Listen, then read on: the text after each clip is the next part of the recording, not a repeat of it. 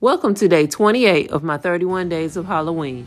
Today, I'm going to be making a sweet treat for all the little wolves at your Halloween party. To make this snack, you need cereal that kind of looks like Kibble, red M&Ms, mixed nuts, pretzel sticks, and other crunchy treats.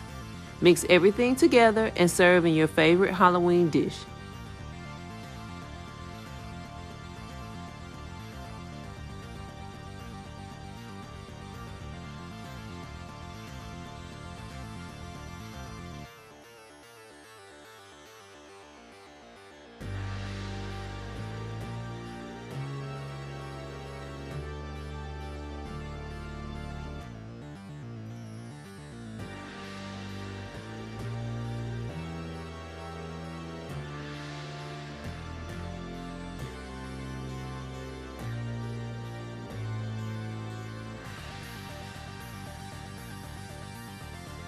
Thanks for watching, and make sure to like and subscribe.